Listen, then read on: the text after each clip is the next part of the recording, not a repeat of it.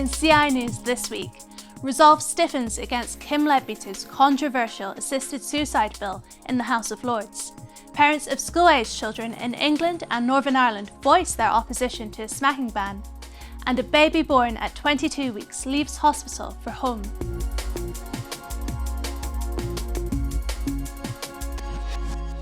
Hello and welcome to CI News on the 19th of September. I'm Jenny Olson. Many more peers have spoken against Kim Leadbeater's assisted suicide bill as the House of Lords continued to debate the legislation. During the second day of second reading, many in the House of Lords highlighted the risks allowing those deemed to be terminally ill to undergo assisted suicide. I can be absolutely sure that this would be watered down to death on the state on demand in due course. That is my great fear. The precedents that those jurisdictions provide clearly show the chain of events that this bill would set off, not just for disabled people, but older people, young people with mental health issues, and young women with eating disorders. It is the stuff of nightmares. I worry this bill that we're debating today is a legislative embodiment of a suicide influencer. What do we think will happen when we tell newly franchised teens that in some instances taking your own life equates to dying in dignity? Once you've introduced utilitarianism into our society's decisions, where do you stop? The ultimate destination of this journey is a utilitarian society with a utilitarian government. The bill will now proceed to a select committee, where a small number of peers will hear evidence from professional bodies and government ministers until the 7th of November.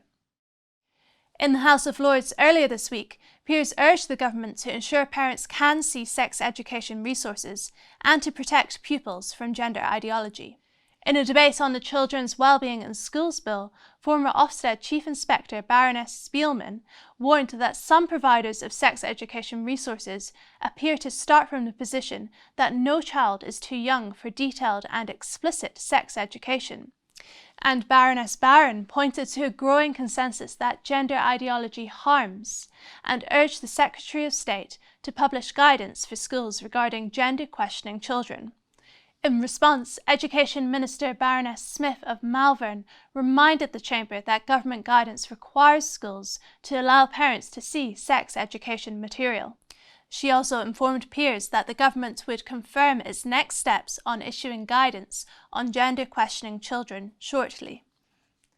A survey of parental attitudes has revealed that more parents of school-aged children in England and Northern Ireland oppose a ban on smacking than support one. In England and Northern Ireland, the legal defence of reasonable chastisement currently protects parents who only use a light smack from being charged with assault. While some MPs have pushed for this defence to be removed, a poll of more than 3,500 parents conducted for charity Parentkind found that only 39% were in favour of criminalising parents who lightly discipline their children. 43% said it should remain legal. The Christian Institute spearheads the Be Reasonable campaign, which opposes the criminalisation of loving parents who use smacking as a form of reasonable chastisement, which is protected under law. And finally, a baby boy who was born at 22 weeks has returned home after spending 5 months in intensive care. Aaron Hernandez weighed just over 1 pound when he was born at Sunrise Children's Hospital in Las Vegas, where he had to receive a feeding tube and oxygen.